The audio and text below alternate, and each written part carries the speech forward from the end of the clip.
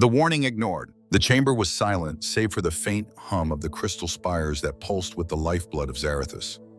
The air was thick, not with fear, but with the weight of prophecy long dismissed.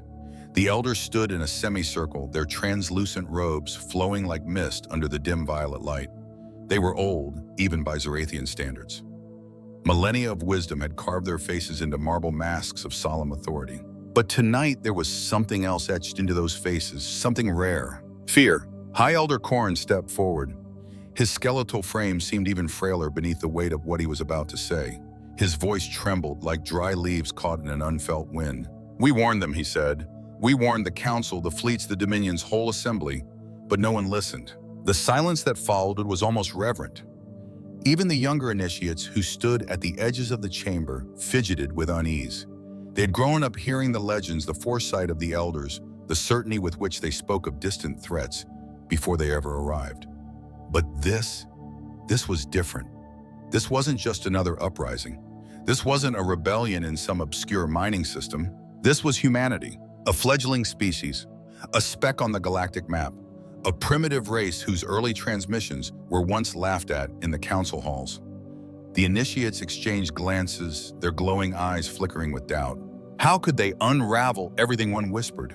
How could they bring down the Dominion? Korn raised his hand. The holosphere in the center of the chamber flared to life with a low hum. A three-dimensional projection bloomed above the floor, the wreckage of a Dominion warship torn open like a fruit, its star-steel hull shredded. Debris drifted in cold silence. And there, amid the carnage, was a human vessel, crude, asymmetrical, cobbled together from materials long discarded by the more advanced races. But it was still moving. Worse, it was scavenging. "They do not tire," Korn whispered. "They do not yield." The others watched as human figures drifted out of the ship in suits patched with old emblems and new scars. They moved methodically, collecting weapons components, anything they could salvage, unbothered by the destruction they had wrought. "They fight like vermin," Elder Vera hissed. "Relentless, irrational." Korn shook his head. "They fight like survivors." He waved again. The holosphere shifted now, displaying a human soldier, bloodied armored, standing atop a heap of fallen Zarathian drones. The soldier raised a fist and screamed something. The audio failed to translate, but the meaning was unmistakable. Triumph. Raw. Unfiltered. Terrifying. Vera turned sharply. "We told the council to quarantine Earth, to let them rot on their little dirt ball. They wanted slaves," another elder muttered. "Resources. They thought humans would break." "They didn't break," Korn said. "They broke us." The younger initiates began to murmur. Some looked away. Others looked up at the holosphere as if it were a nightmare that might end if they blinked fast enough. But the nightmare wasn't ending. It was arriving. They struck Tarvox Prime with a single outpost. Korn said, his voice tightening. Held it for 3 cycles. No food, no reinforcements. Still they held. And at Kellen's belt, Vera added her tone acidic. One of their captains rammed his own ship into a Dominion dreadnought. Didn't flinch. Took them both into oblivion. "They do not fight for power," Korn said. "Not glory, not conquest." He paused, his eyes locking with those of the youngest initiate, Silith, her expression unreadable. "They fight for survival, and that makes them unbreakable." Silith swallowed. "Then why are we still fighting them? Why not surrender?" The room froze. It was not the suggestion itself that chilled the air, but the truth in her voice. "Surrender," Vera spat. "They don't want peace. We glassed their cities, burned their skies, slaughtered their children." She stepped closer to the holosphere, which now showed a swarm of human ships tearing through the outermost defenses of Zarathus. They moved with no formation, no elegance, just fury. Peace died with the first bombardment. "We made monsters, and now they're coming home." Korn's eyes never left the projection. The image shifted, showing a larger vessel. Its hull was jagged and misshapen, patched with pieces of Dominion wreckage. Painted across the side in crude, defiant lettering, "Unbroken." The sight drained the color from every elder's face. Silith whispered, "Is that?" Korn nodded slowly. "That ship is a tomb and a banner. Crew of survivors from Earth's first colonies. They swore vengeance, and now they carry it to our gates." Alarms began to wail, low and distant at first, but rising like the beginning of a storm. Vera clenched her fists. "They're not coming," she said. "They're already here." When legends became real, the alarms grew louder, echoing through the spires of Zarathus like the tolling of a funeral bell. Dust trickled from the high ceiling of the chamber, shaken loose by the growing tremors beneath the city. Sylith looked up, her glowing eyes wide. This wasn't just another warning drill. The war had reached them. Khorne moved slowly to the edge of the holosphere, his robes trailing like shadows behind him. With a motion of his fingers, the projection shifted again, this time to archive footage. Not from a battlefield, but from a moment that should have been a lesson. A moment no one had heeded. The footage showed Earth, not the wild, untamed version from centuries past, but Earth during the first contact. The Zarathian envoy ships hovering in orbit, broadcasting messages of peace cloaked in dominance. Promises of technology, of uplift, of a place among the stars if humans agreed to serve. They had agreed, or rather, they hadn't had a choice. The Dominion arrived in force months later, not with trade, but with fleets. Not with treaties, but with chains. Cities burned under violet skies. Colonies fell one by one. And humanity for a time bled in silence. But they remembered. They remembered everything. The first sign wasn't a battle, Khorne said softly. It was a signal. He tapped the holosphere again, revealing a transmission. Garbled, patchy human tech was always crude, but it had gotten through. The message was short, one line. You took our future, now we take yours. That was the beginning. First came the raids, small, almost laughable. A single human frigate ambushing supply lines, disrupting trade routes. It was dismissed as desperation. Then they started winning. At first, the Dominion tried to suppress the reports. The victories were flukes, luck, propaganda. But the patterns grew. Ships lost in the Veil Nebula, garrisons overwhelmed in hours, a fleet annihilated above the ruins of Sigma 3 by a force a quarter its size. Every loss echoed the same name, Unbroken. What had started as a single salvaged vessel became a myth. Soldiers whispered about it between deployments. Entire colonies reported sightings, most unverifiable, all terrifying. It didn't matter if they were real. The legend was, what makes them terrifying, Vera growled, isn't just what they fight with, it's what they fight for. The holosphere flickered again this time, showing fragments from recovered black boxes, helmet cams, battle footage. All human, all raw. One showed a woman, her face bloodied, dragging a wounded comrade across a cratered battlefield. She was screaming something through broken teeth.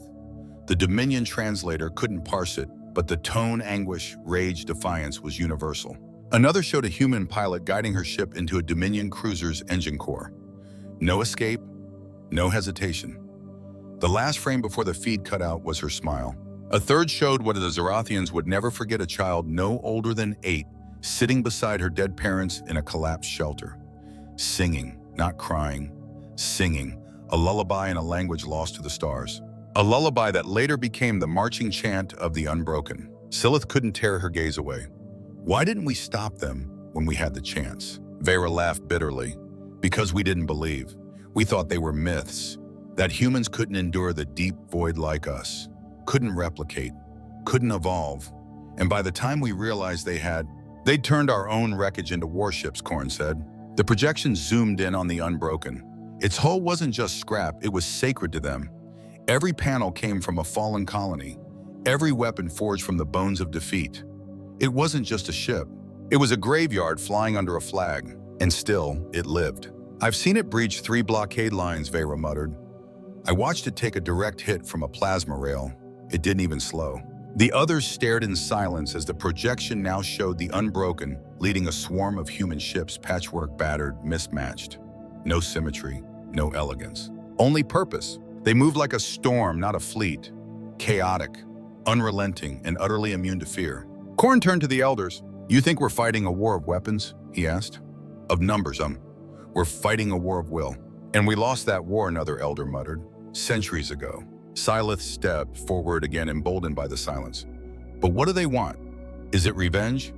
Justice, peace? Khorne didn't speak. He didn't need to. The holosphere answered for him. The projection zoomed in on the scarred leader of the human fleet, his face worn, one eye hidden behind a crude patch. He raised a blade carved from Dominion alloy, held it above his head. Behind him, thousands of soldiers roared. No formation, no salute, just fury. They don't want peace, Khorne said at last. They want us to feel what they felt, to lose what they lost. He looked at the others. And they will make sure the galaxy remembers. As if on cue, the chamber trembled again. Dust sifted from the ceiling. The alarm screamed louder now, joined by a deep rhythmic rumble. The holosphere shifted one last time to show the sky above Zarathus. It was dark, not from night but from shadows. The human fleet had arrived, and the Unbroken led the charge. The storm arrives. The sky above Zarathus cracked open like a dying star. From the observation decks of the upper spires, the citizens of the Dominion looked up in stunned disbelief. Children clung to their mothers. Soldiers stiffened at their posts. The air shimmered as the planetary shields flickered to life, but everyone knew it was already too late. The humans were here. From orbit, they descended hundreds of ships, each one a brutal, jagged silhouette against the violet skies. No two were alike. Some were barely holding together. Others bristled with unfamiliar weapons. Many bore the scars of older battles, scorch marks, punctured hulls, graffiti etched in languages long forgotten. At the front, the one ship that every Zarathian feared to name, the Unbroken. It didn't fire. It didn't lead with plasma or railguns. It simply hovered above the capital like a sword held by the hand of fate. Its engines rumbled low like a predator breathing in, waiting to strike. In the war room beneath the high spire, Corinne stared at the tactical grid. Red dots bloomed like a plague across the outer atmosphere. They've bypassed our orbital defenses, an officer choked out. Jumped past our forward mines. They're not coming in formation. Vera interrupted, eyes narrowing. Of course not. They never do. The human ships moved like a swarm of wasps, erratic, aggressive, impossible to predict. Dominion interceptors launched to meet them, sleek and symmetrical, designed for clean, efficient war. They were gone in minutes. Human ships rammed, spun, collided intentionally. They threw themselves into enemy fire, turning debris into cover, sacrifice into tactics. Sylith stood beside the console, hands clenched. They're not fighting to win. They're fighting like they've already lost everything. Korn didn't respond. His eyes were locked on the central feed, which zoomed in as a cluster of human drop pods broke through the atmosphere. Trails of fire lit the sky as they punched through the planet's defense layers, hurtling toward the surface like a divine reckoning. Sound the ground alarms, Korn said. Initiate full lockdown protocols. Bring up the secondary grid. They'll breach it, Baker snapped. You know they will. He nodded grimly. Then let them. Let the city see what's coming. Boom! The first impact shook the ground like a heartbeat from hell. A drop pod slammed into the city's outer district, carving a crater into the crystalline walkways. It didn't even slow. The hatch burst open, and from within emerged a squad of humans, armored in pieces of other species' gear, faces obscured by crude helmets, their weapons jury-rigged but deadly. They didn't shout. They didn't hesitate. They moved. Each step was purposeful, each shot devastating. They advanced as if they were already ghosts, men and women walking the path to vengeance with nothing left to fear. Another pod hit, then another, then dozens. Zarathian defenses opened fire plasma turrets lining the walkways, drones swarming from launch tubes, but the humans adapted instantly. Some used their dead as cover. Others redirected plasma blasts with scavenged reflective plating. One soldier took a bolt to the gut and kept charging, screaming a word over and over that the translators struggled to convert. Earth. The humans weren't just attacking, they were infecting the battlefield with their will. They didn't care about clean kills or strategic positions. They advanced through pain, through fire, through their own dead. In the war room, the chaos mounted. Outer quadrant has collapsed. Shields are down in Sector 5. We're losing command relays. Communication blackout spreading. Vera turned to Korn, her face flushed with disbelief and fury. They're cutting us apart. No structure, no hierarchy, just madness. Korn finally spoke, his voice quiet but steady. Not madness, purpose. He gestured to the main screen, where a live feed captured a human soldier throwing himself into a barricade rigged with Dominion explosives.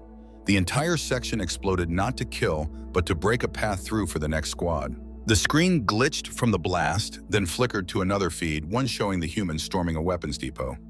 One of them, a towering figure with half a mask and one crimson glowing eye, stood atop a mound of wreckage and bellowed a wordless war cry. Zarathian troops fell back, not from casualties, but from fear. Sylith gritted her teeth. They're not just fighting us. They're breaking our will to fight. Now you understand, Korn said. Outside the spire, the city burned. Streets that had stood for thousands of years, lined with monuments, memorials, and towers of etched crystal, were reduced to rubble. Humans moved through the wreckage like wolves, howling, bleeding, laughing in the face of plasma fire. Each district fell faster than the last. One by one, the shield generators were destroyed, sometimes by sabotage, sometimes by sheer brute force. At one station, human soldiers used their own ship as a battering ram, smashing it into the core and detonating everything in a blaze of light. They rammed a generator, VIII said, staring at the tactical readout. They sacrificed an entire crew to take down a wall, Korn said. Silith looked from the grid to the elders, then back again. So what now? The lights flickered. Dust fell again from the ceiling. A warning blared sharp, shrill. The humans had reached the capital's last defensive ring. Korn slowly turned to the room. Now, he said, we prepare to face the storm. The scars they carry. The spires of Zarathus had never known war. They were monuments to civilization, not defense. But now, from the highest balconies to the lowest underpasses, they burned. The violet sky was stained with black smoke. Ash drifted like snow. And beneath that poisoned sky, humans moved like phantoms, bleeding, broken, but never stopping. In the war room, silence reigned for a long moment. Then the feed crackled again, focusing now on one man, the scarred leader. He stood at the heart of the vanguard, tall and broad-shouldered, his armor a grotesque patchwork of Dominion plating and human scrap. One shoulder bore the charred emblem of Earth, a blue and green sphere cracked by fire. His right eye was hidden behind a jagged metal plate. His left eye, still visible, burned. He carried no standard weapon. Instead, he held a sword, its blade forged from the broken spine of a Dominion cruiser. On its surface, etched by hand in scorched human script, were names. Hundreds of them. Silith leaned forward, staring at the feed. What is that blade? Korn's voice was reverent, not fearful. They're dead. Each name, he said, was someone we took from them. The scarred man raised the sword into the air and the human troops rallied. Their voices rose in unison, no translation needed. For Earth, for the fallen. The phrase rippled through the war room like thunder. Even behind reinforced walls, it reached them, carried not through air, but through conviction. It was a war cry, a prayer, a curse. And it was working. Across the city, Zarathian units began falling back faster than they should. Elite squads hesitated. Drone lines went dark, not from fire, but from desertion. The myth of human relentlessness had become fact. Vera's hands trembled on the edge of the table. We've killed thousands already. And it's not enough, Korn replied, because they don't count like we do. They don't retreat like we do. They don't grieve like we do. Outside, the streets of the capital were carved apart by explosions. The human troops had reached the second-tier defenses. Barricades crumbled. Drones were torn down mid-flight by homemade grapples and magnetic hooks. One camera caught the moment when a human soldier, missing an arm and dragging his own intestines, crawled toward a Dominion turret. He shoved a detonation pack into its core and looked straight into the lens. Then he smiled. The explosion took the entire street with it. Silith turned away, bile rising in her throat. They're insane. They're desperate, Korn said. And desperation is contagious. He gestured again, bringing the feed back to the scarred leader. The man had reached the final barricade before the high spire's gates. His troops fanned out behind him, dirty wounded eyes gleaming with fanatic fire. And behind them, looming above the skyline, the Unbroken hovered in silence. Its engines pulsed like a heartbeat. Its shadow stretched across the city like a funeral shroud. Vera's voice was hoarse. We can still activate the failsafe. Korn didn't answer. Silith turned to him. That would kill everyone still evacuating. Civilians, children. So would letting the humans in Vera snapped. They'll erase us, girl. But even as she said it, her voice cracked. Doubt slithered beneath her words. They all remembered the first human colony they had burned. The screams, the sky turning red, the silence afterward. Korn spoke slowly. And what do we become? If we choose to burn our own people just to stop theirs? No one answered. The feed crackled again. A soldier burst into the war room, armor, scorched face streaked with violet blood. They're breaching the lower gates, he gasped. We've thrown everything at them, drones, mines, fire lines, and they just keep coming. What are they chanting? Silith asked. The soldier stared at her with hollow eyes. For Earth, for the fallen. Over and over, like it's the only thing keeping them alive. He collapsed. Vera moved to a side console, her face pale. They're in the mid-tier district, less than a kilometer from the gates. The tactical grid lit up in pulses of red. Human squads were splintering into smaller fire teams, not retreating, but adapting, exploiting weak points, forming kill boxes in the alleys and tunnels that Dominion troops had thought impassable. One icon blinked, Unbroken, still holding position above the capital. Watching, waiting. Korn stared at it. They're not just fighting to win a war, he said. They're here to remember. Silith blinked. Remember what? He turned to her eyes glassy. Everything. On screen, a new feed flickered in. A human woman, her armor shredded and one leg missing, was crawling through rubble toward a wall-mounted shield relay. She dragged a detonator behind her like a leash. 2 Dominion drones fired, one hit her square in the back. She didn't stop. She slapped the detonator onto the panel and pressed it, her lips moving silently. For Earth, for the fallen. The relay exploded. The last shield gate went dark. Korn closed his eyes. The gate falls. The great gate of the high spire was never meant to fall. Forged from neutronium alloy and shielded by layers of arcane energy fields, it had stood untouched for 10,000 cycles.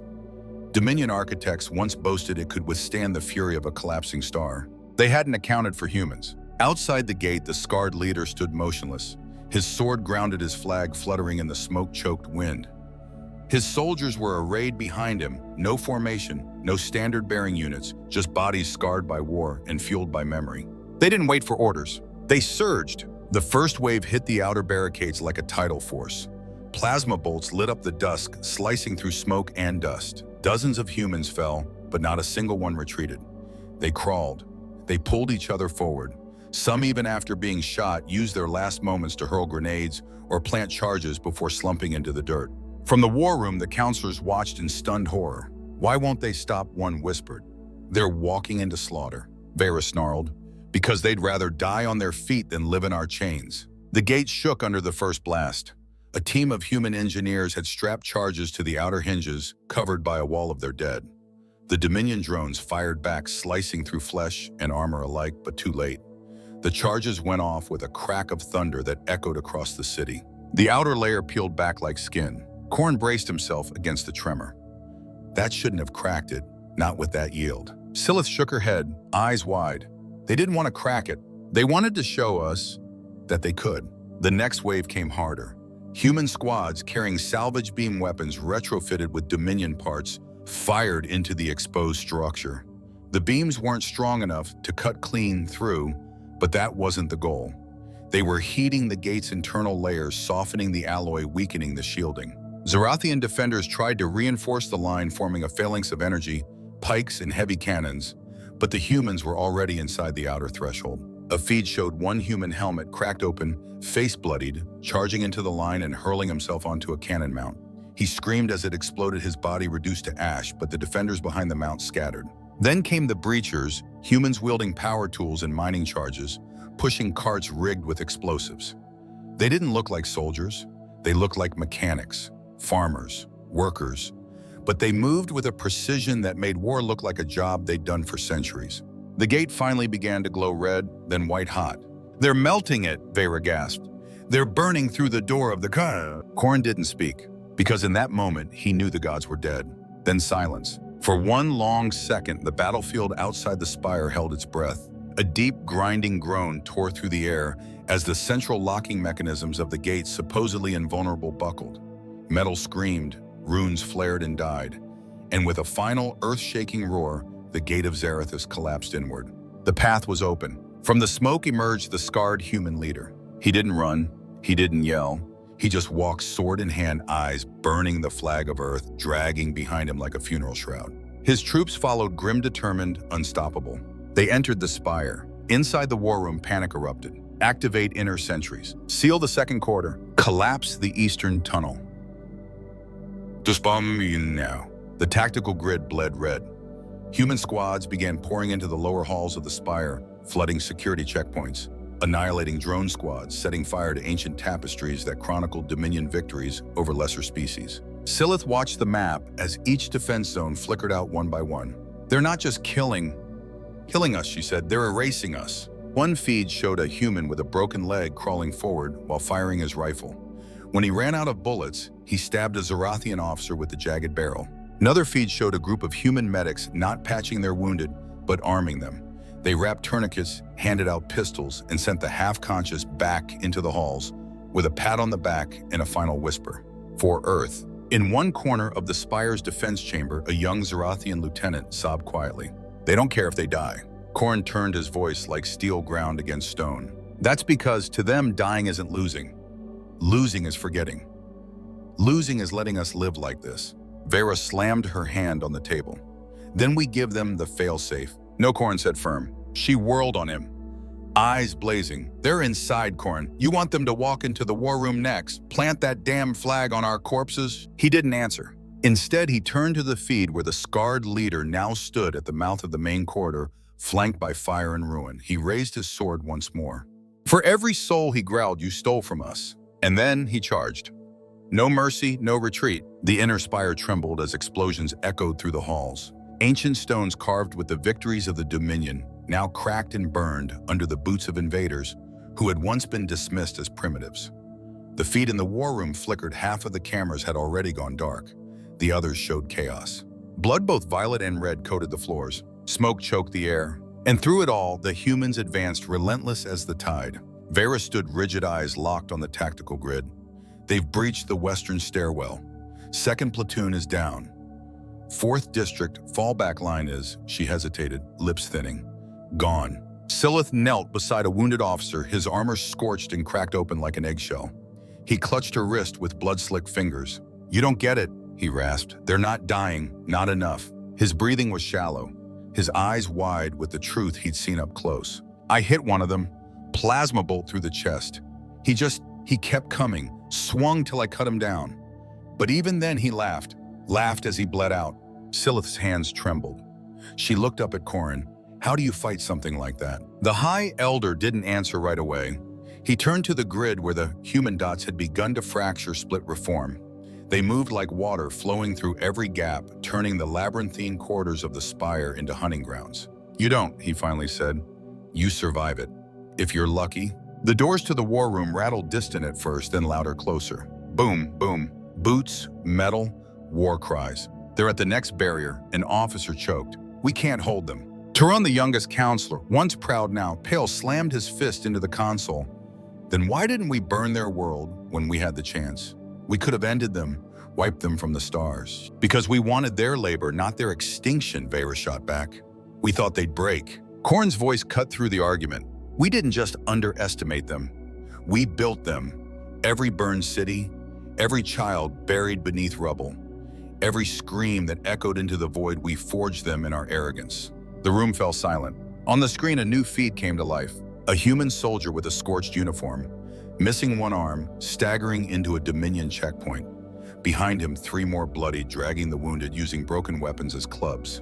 And at their center, always moving forward, the scarred leader. His voice came through the speakers, distorted, barely intelligible, but raw. For Earth, for the fallen. The words echoed through the feed, bouncing off the walls like a prophecy. The checkpoint defenders tried to hold, but were overrun in seconds. Vera turned to Corrin. We have to use the failsafe now. No, he said. Then we die here. Corrin's eyes locked onto hers, full of fire and sorrow. Better we die with our souls than become monsters in their eyes again. The lights flickered. The ceiling groaned. Cracks spread like spiderwebs across the crystalline pillars of the war room. Another boom. Closer. They're breaching the inner gate, someone whispered. Silith stepped forward, her voice shaking but firm. We need to buy time. Get the civilians to the tunnels. The outer districts might still be clear. You think they'll spare them? Vera scoffed. You think they care who held the whip and who just looked away? If we become the ones who sacrifice our own Silith shot back then, we're no better than the monsters they see in us. Her words landed like a blow. Even Vera flinched. Corrin's gaze softened. She's right. He moved to a side panel, placed his palm against a hidden seal. The wall hissed open, revealing a cache of ceremonial weapons blades from the old war's plasma pistols, with ornate engravings and armor long retired. If they want the heart of Zarathus, he said quietly, then they'll have to rip it from our hands. The feed blinked again. The scarred leader had reached the foot of the central stairwell, the last path to the war room. His troops fell in behind him, some limping, some dragging the dead, none afraid. He raised his sword and pointed upward. He didn't shout. He walked. Behind him, the chant rose again. For Earth, for the fallen. And above the war room trembled. Corrin handed a blade to Silith, who took it with shaking hands. We hold the line, he said. Even Vera nodded, gripping a pistol. They formed a ragged line, elders, counselors, wounded soldiers, and one frightened but defiant initiate. Outside, the boots grew louder. The storm had reached the door. Part 7, the heart of Zarathus. The doors buckled. Each slam from the other side was a declaration. We are here. We are coming. There will be no mercy. Korn stood at the center of the war room, sword in hand, the once pristine chamber where strategies were devised, conquests planned.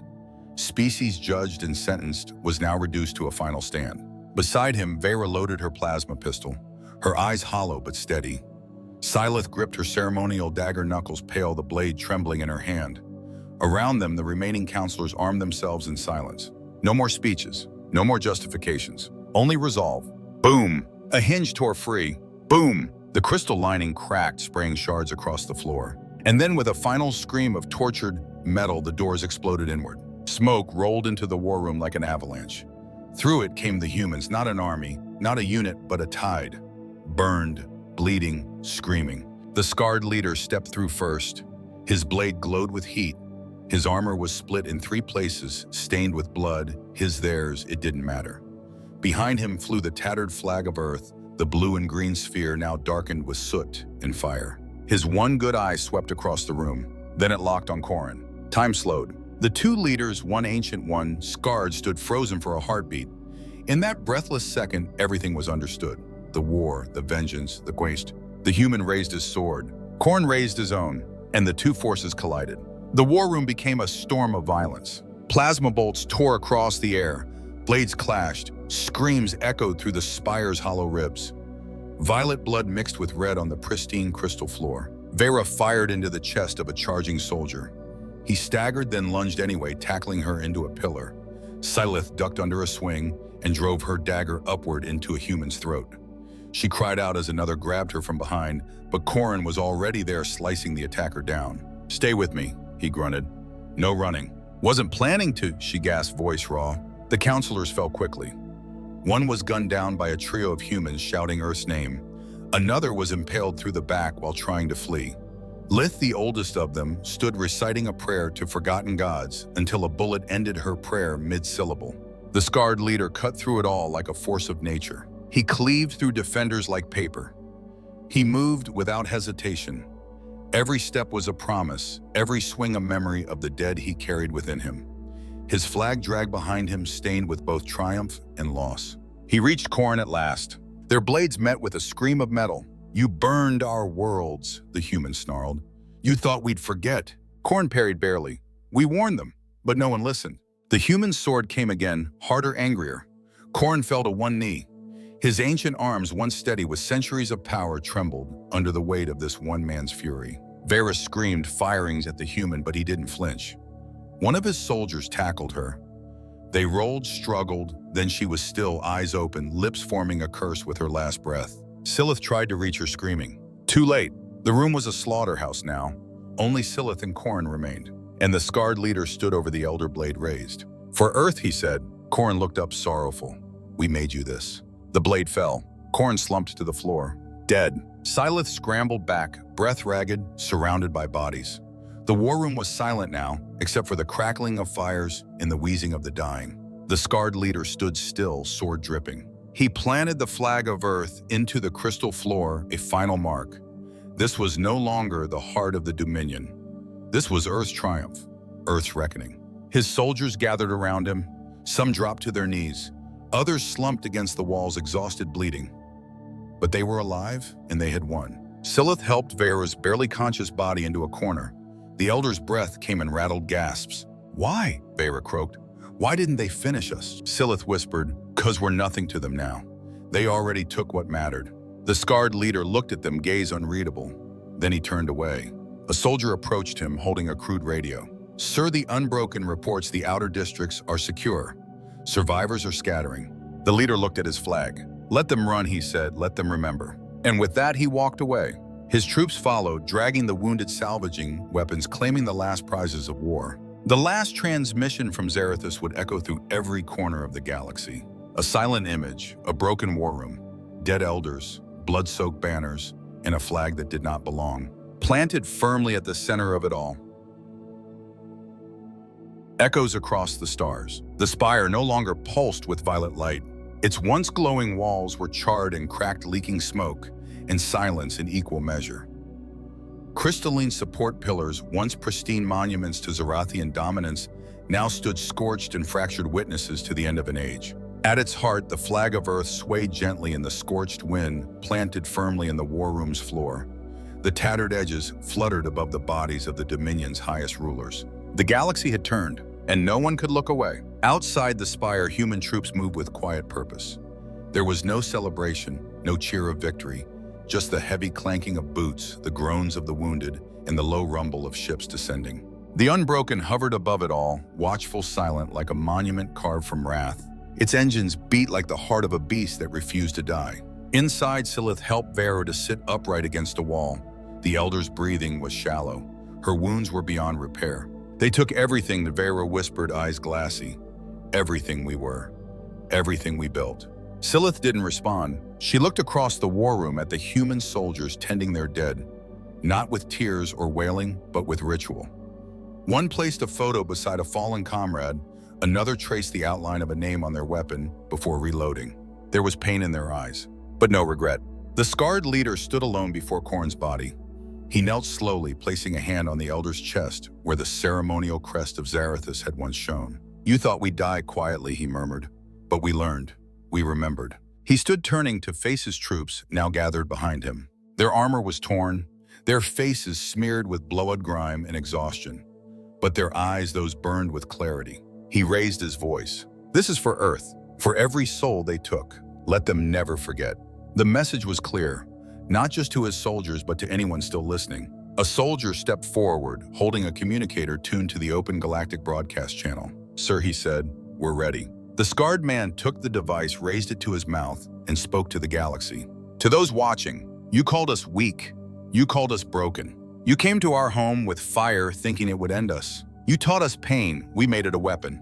You took our dead. We turned them into banners. You tried to erase us. Now we write our name in your ashes. This is not conquest. This is memory. This is vengeance. This is Earth unbroken." The broadcast ended, but its echo had just begun. In the shattered streets below, Zarathian survivors crawled from ruins, dazed, defeated, but alive.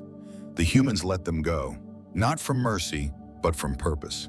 A warning: lives longer than a body. Ships rose from the craters, not with prisoners, but with salvaged technology, data cores, weapons. Every bit of it would be taken, studied, reforged. Because this had only been the beginning. Vera's voice rasped behind Silith.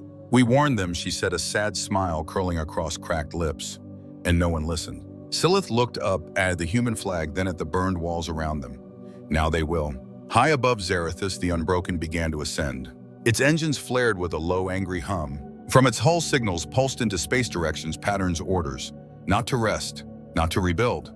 To move, to continue. In a distant corner of the galaxy, another world, once a Dominion outpost, received the signal. Its defenders panicked. Civilians fled. Broadcasts were scrambled. But it was too late.